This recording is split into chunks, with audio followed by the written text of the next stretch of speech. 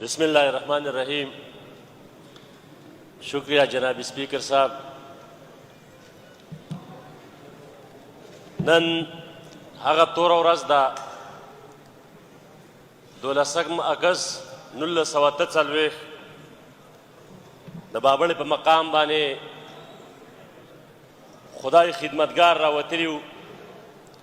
پرامن احتجاج یې کاوه. د خدای خدمتګارو چې کوم قیادتو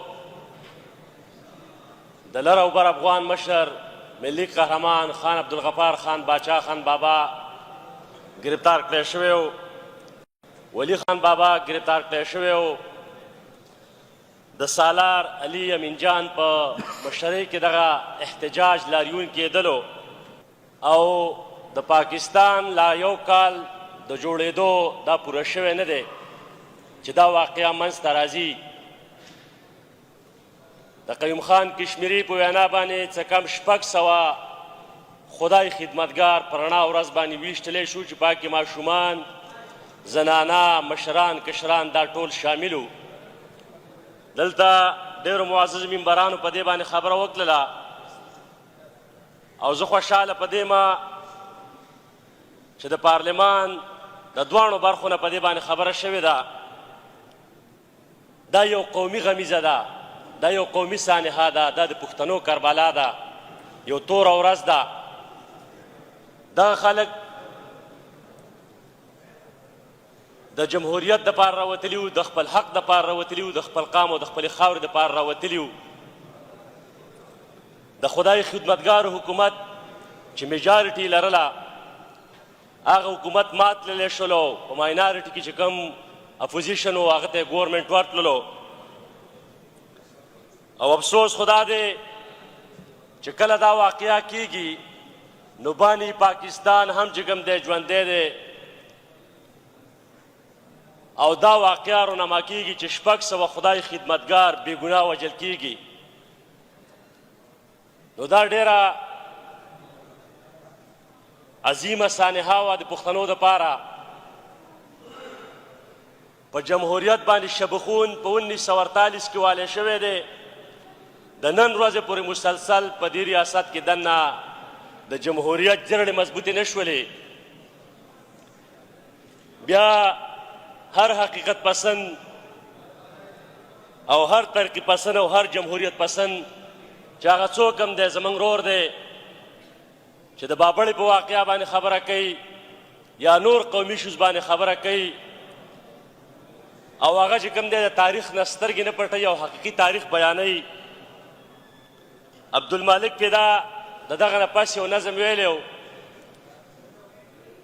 وایي کپن په ترخ کې د سیالۍ میدان ته ځمه، مرګیه مه راځه درځمه، مرګیه مه راځه درځمه. دا د سیالۍ میدانو، د ازادۍ پتنګانو، خدای خدمتګارانو د دې قوم په خاطر، د دې خاورې په خاطر، د جمهوریت په خاطر باندې قرباني ورکړله. ظلم او بربریت وشولو. د نن ورځې پورې عوامي نشنل پارټي په دې ریاست کې مسلسل د خپلې خاورې او د خپل قام دپاره دغه جدوجهد کوي او مسلسل چې کوم دی په موږ باندې واري کیږي.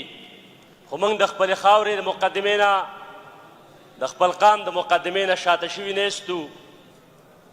د دې خاورې مقدمه او د دې قام مقدمه هغه امن دی، په دې خپلو وسایلو اختیار اخیستل دي، د پښتنو آبادي، خوشحالي او سوکالي ده او حقیقي جمهوریت د هغې دپاره تګ و دد دی. زه خپله خبره راټولوم، په دغه یو شعر باندې اجازت غواړم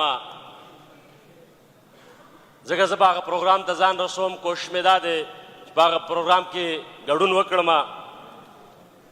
وایي دا باد د زمانې چې منګه چیړې هسې نه ده، دا باد د زمانې چې منګه چیړې هسې نه ده، دا ګوري چې په مړو ایرو کې سره بڅري شته.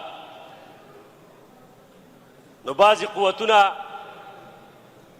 هغه داسې ګمان کوي چې دا پښتانه او دا خاوره یا دا قام چې کوم دی دا مړي ایرې دي چې څه لوبې ورسره کوو نو هغه به ورسره کوو.